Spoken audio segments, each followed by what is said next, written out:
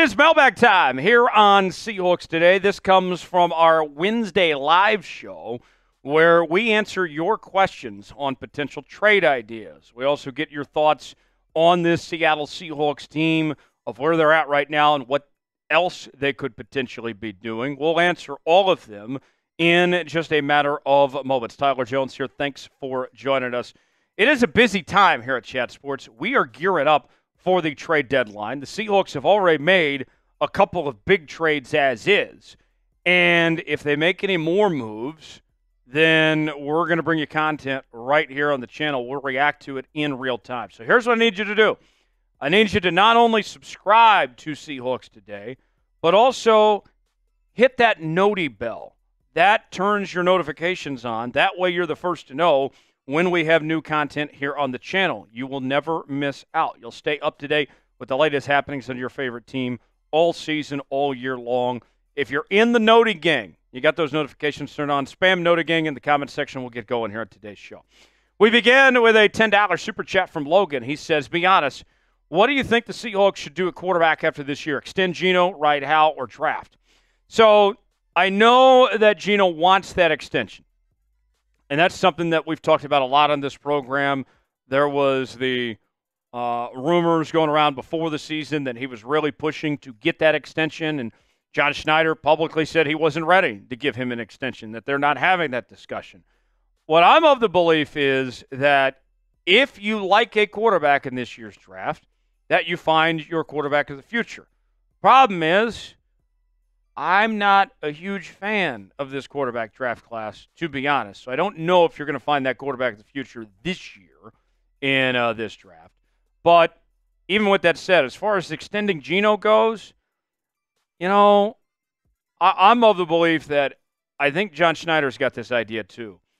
I would probably bring Geno back for the final year of his contract, but I'm not looking to extend him. I'm not looking to add on more years. Let the year play out, and then potentially go from there. I think that's your best situation. As far as Sam Howell goes, I don't think Sam's that great of a quarterback. I don't think he's a starter quality quarterback in this league, but you still have him under contract next year as well. I wouldn't be surprised if they bring both Geno and Sam Howell back on the final years of their deals. Logan, thanks for that. Logan with another question. Thoughts on Dotson so far this season? Do you think they will/should re-sign after this season? I've been very impressed with Terrell Dotson, and I liked the signing at the time. If you recall, back in 2023, he was one of the highest graded off-ball linebackers by Pro Football Focus. And he comes in, takes the green dot role, and he's been very consistent week in and week out for this Seahawks team. Even as an off-ball linebacker, he's done a good job of getting after the quarterback. I like what I've seen from Dotson. I would give him a long-term deal. I think that it makes total sense for Seattle to lock him up and keep him here for a long time. And then you add in Ernest Jones, who you traded for earlier this week. I expect him to get extended too. Then you're looking at those two being your core in that linebacker unit for many years to come, and they're just starting to enter their prime. I think the linebacker room's in great shape. Sad Sherman writes in, could you see the Seahawks trading for Za'Darius Smith? So the Browns are in fire sale mode. That team is quickly falling apart with the Amari Cooper trade, and we saw Deshaun Watson go down, and basically anybody is up for grabs there in Cleveland these days. And you look at Za'Darius Smith, his best season, you go back to 2022, was a strong year that year when he had 10 sacks. But his production, you can see, fell off in 2023, went down to 5.5. But he's off to a good start this year with 4 sacks, 3 TFLs, and 18 tackles. I think, based on what we've seen with these trades the last couple of weeks, that the Seahawks are trying to do what they can to invest in this defense. They're trying to find some value pieces. And Za'Darius Smith potentially, especially when you talk about the injuries that we've seen with the edge rusher position in the inconsistent play, Za'Darius Smith could be a potential good fit for what you're looking for. So I don't think it's going to happen, but I wouldn't be opposed to the idea of bringing him in if the Seahawks could find a good deal to get that done. Weigh in on our pinned comment. Let us know, should the Seahawks trade for ZaDarius Smith? Type T for trade, P for pass. Let us know how you feel. Your chance to be John Schneider if you think the Seahawks should trade for him or not. The Bows are writing in, would it make sense to trade for Sebastian Joseph-Day? So Joseph-Day is a very interesting idea. This is a kind of a new trade idea that's been thrown out there.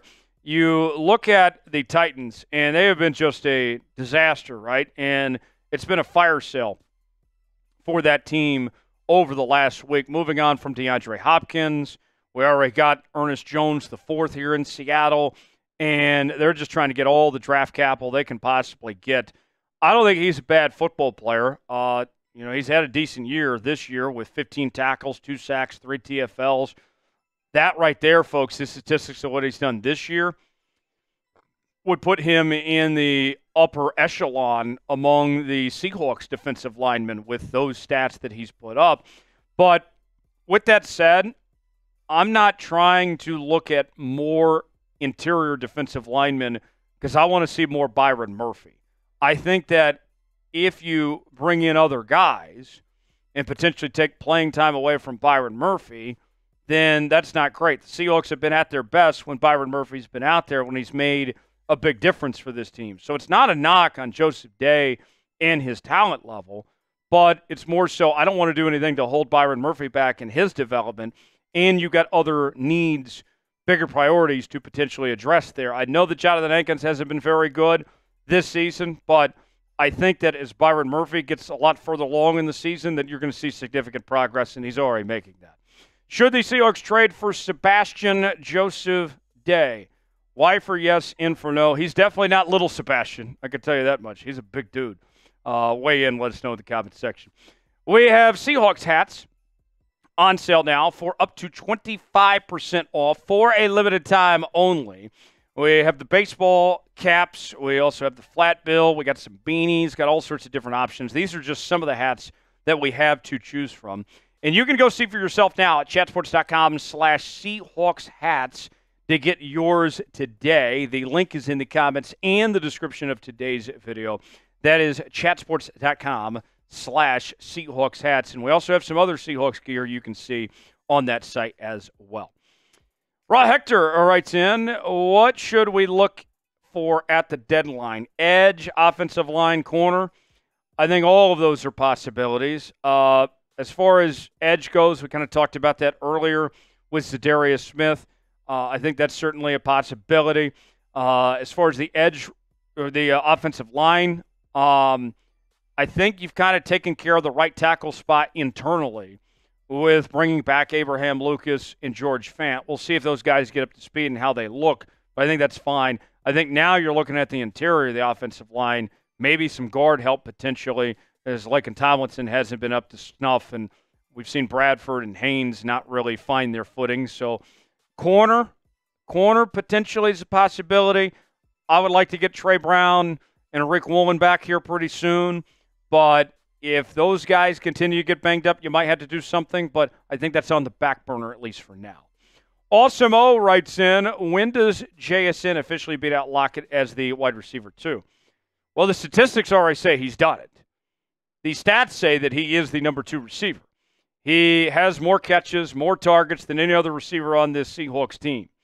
Now, what I want to see is the roles potentially reverse when it comes to the scheme. What has been the thing I've been telling y'all for the last several weeks, even before the season when it comes to JSN? I want to see him used more on the outside. I want him to be used in that deep passing game because he has a very good route tree and he does a good job of extending the field. The Seahawks so far this season have not really done that. I would like to see Lockett more in the slot and JSN more on the outside to get the more you can out of JSN. I think that makes sense, and hopefully we see it soon. Buster's Customs, the GOAT here on Seahawks Today, the king of Seahawks Today, writing in, do you think the rookie offensive tackle continues to shine? Referring to Mike Jarrell. I hope so. I'll say this. The one knock of this past week against Atlanta was that Atlanta does not have a very good pass rush. So as good as he played and held his own, he wasn't necessarily tested a whole lot, relatively speaking, to the other teams they'll face. I think we'll learn more this week against the Buffalo Bills if he's ready for the job. But I hope so. I hope that's the case. And when Abraham Lucas and George Fant come back, the best thing that could happen for this Seahawks team is to make that decision tough. Do we keep Mike Jarrell out there, or do we bring one of these other guys back? If he continues to improve, he might not give up the job. That's a possibility. Last question coming in from Logan with a $10 super chat. Thank you, Logan. Seahawks seem bought in. On a scale of how much do you think Mike Macdonald has affected the locker room players, considering we just moved on from Pete? So it was interesting listening to Tyler Lockett a couple of weeks ago, and he brought up the point that he felt like his teammates weren't practicing hard enough, that they weren't taking walkthroughs serious enough. And I think that message was heard loud and clear to the rest of the team based on how they performed against Atlanta and how much more they were ready for that game compared to how they looked in the other 3 weeks. Mike is well-liked. He's well-respected, but he's holding these guys accountable too. And so far I've heard nothing but positive things on how he's gone about in his approach to this organization. I think they're in good hands with Mike Macdonald. He's the right guy, and the future is bright for this Seahawks team going forward. Thanks for joining us here on this mailbag edition of Seattle Seahawks Today. For continuing Seahawks coverage, subscribe now for free, youtube.com/SeahawksTV. Reminder, we'll be live for Seahawks and Bills coming up this Sunday. Our coverage begins bright and early, 12 noon Pacific. Join us, and have a great one.